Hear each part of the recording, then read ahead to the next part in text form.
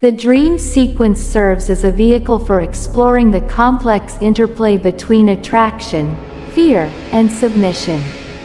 Laura feels a powerful pull toward Carmilla despite the growing horror she feels. This emotional and psychological tension is critical to the novel, as it illustrates the power Carmilla has over Laura, both physically and psychologically. In essence, Laura becomes trapped in a cycle. The more she tries to resist Carmilla, the more the bond between them seems to tighten. This creates a sense of helplessness, as if Laura is caught in a nightmare of her own making, her desire and fear constantly feeding into each other, creating an inescapable loop. As the dream haunts Laura's waking moments, her physical health continues to decline.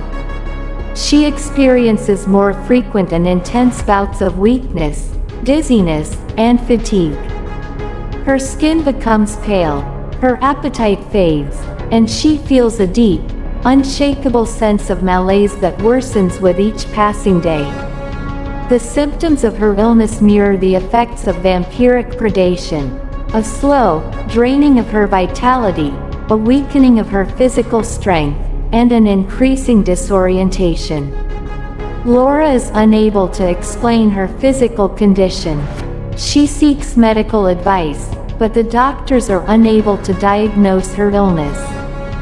The mystery surrounding her affliction only deepens her fear and confusion, especially as she grows more certain that Carmilla's presence is linked to her worsening state.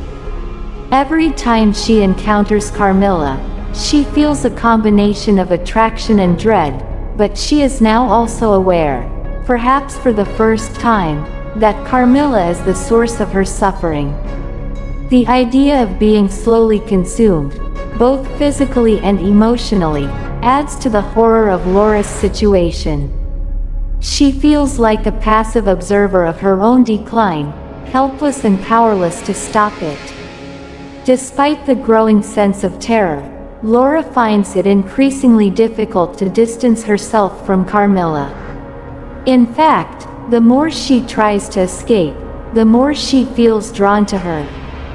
The relationship between the two women becomes entangled with both affection and fear, creating a complex dynamic in which Laura is both repelled and irresistibly pulled toward Carmilla. Carmilla's behavior towards Laura remains erratic, and yet there are moments of tenderness that confuse and disturb Laura. Carmilla continues to exhibit signs of possessiveness, gazing at Laura with an intensity that borders on obsession, yet she also seems to take pleasure in Laura's suffering. This duality creates a sense of dissonance in Laura's feelings, as she is unsure whether to fear Carmilla or desire her. Laura's growing fear of Carmilla is juxtaposed with the psychological and emotional bond that continues to develop between them. The tension between these opposing forces, fear, affection, and obsession, creates an atmosphere of constant psychological strain. Laura finds herself drawn into a relationship she cannot fully understand, yet she feels powerless to break free from it. The dream is more than just a frightening sequence. It is a turning point that forces Laura to confront the reality that Carmilla is not what she appears. This chapter begins to unravel the true nature of Carmilla's supernatural power. The dream acts as both a premonition and a revelation, showing Laura a glimpse of the terrifying truth that has been slowly unfolding around her. The dream marks the beginning of Laura's journey from innocence and ignorance to a dawning, horrifying realization about the true nature of her condition and the woman who seems to be at the center of it. It is as if the dream has stripped away any remaining delusions, leaving Laura with only the stark, terrifying truth.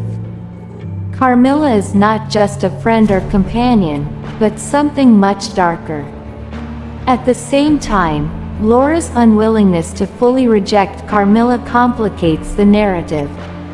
She may fear Carmilla's true nature, but the strange attraction she feels toward her only grows. This bond is not easily broken, and Laura is now caught in a web of emotional and physical dependence that she cannot easily escape.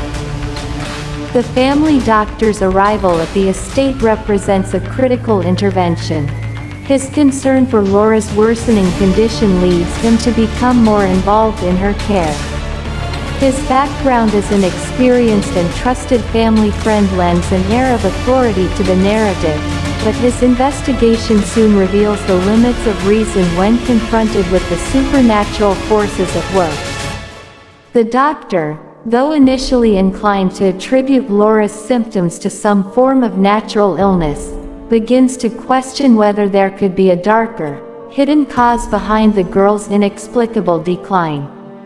He is, at first, baffled by the lack of a clear diagnosis.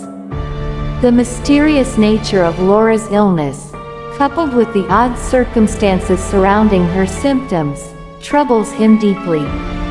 Despite the scientific training he relies upon, he is unable to explain the complete absence of any recognizable medical affliction, which makes him more open to alternative, more terrifying possibilities. Upon his arrival, the doctor thoroughly examines Laura. He finds her pale, weak, and visibly drained, with symptoms that mimic those of a severe and chronic illness. Her skin is unnaturally cool to the touch, and her pulse is faint, leading the doctor to suggest that some form of ongoing blood loss or anemia might be the cause. However, despite his best efforts, he cannot identify a clear physical cause. He prescribes tonics and remedies to restore her strength, but they offer little relief. Laura's health continues to deteriorate, and the doctor grows increasingly concerned, though he remains cautious in his diagnosis. While examining her, the doctor notes the peculiar way in which Laura reacts to the light and the odd, distant look in her eyes when she speaks of Carmilla. He is careful not to raise suspicions about Carmilla directly, but his professional instincts tell him that something beyond a mere physical illness is at work.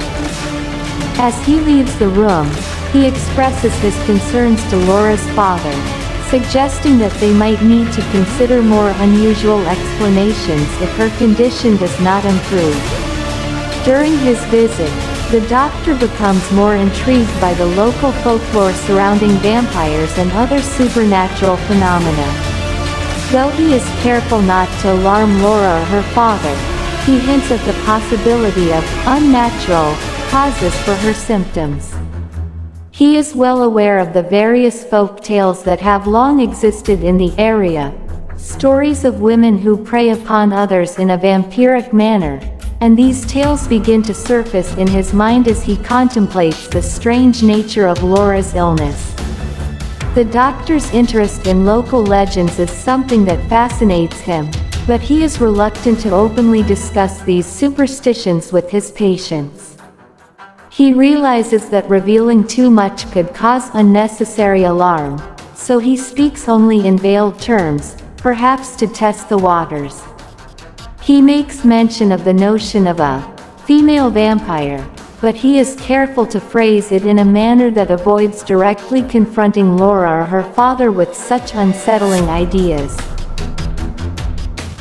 Despite his professional composure, it becomes clear that the doctor cannot entirely dismiss the possibility that something supernatural is affecting Laura.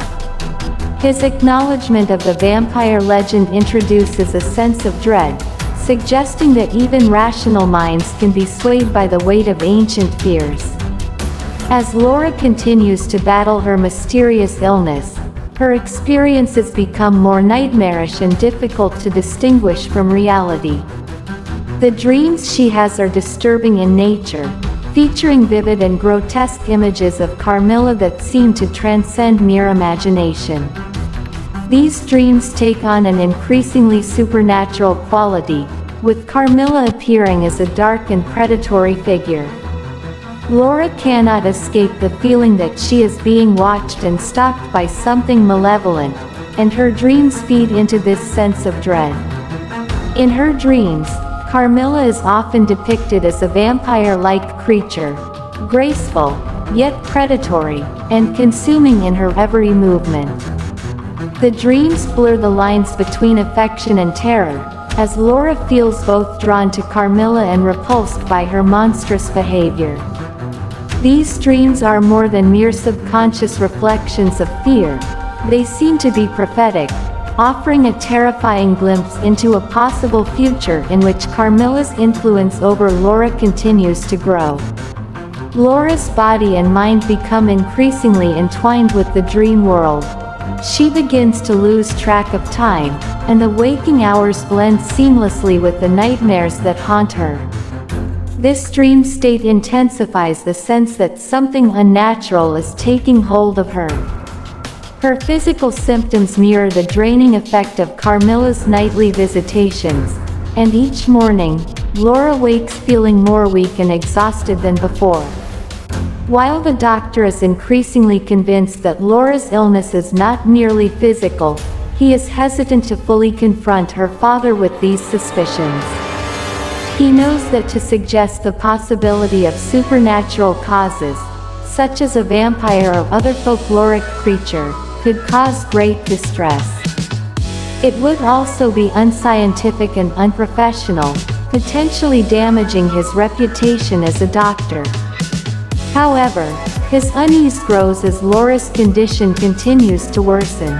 After several more examinations, he quietly shares his concerns with Laura's father, though he still treads lightly around the idea of a supernatural cause. He implies that something unnatural could be at work, but he refrains from mentioning vampires directly. The doctor's fear of invoking superstition and alarming the family reflects the broader social norms of the time, when the boundaries between science and superstition were much more rigid. He knows that discussing folklore and supernatural beliefs is not only potentially dangerous but could also undermine his credibility. He remains reserved, speaking in hints and suggestions rather than outright conclusions. Yet, despite his caution, the doctor's words leave a lingering sense of unease. Laura's father, while initially skeptical, cannot deny the severity of Laura's symptoms. He begins to consider the possibility that something outside of normal medical understanding may be responsible. This growing tension between the rational and the irrational is central to the chapter's progression, as the idea of supernatural involvement is introduced, albeit subtly.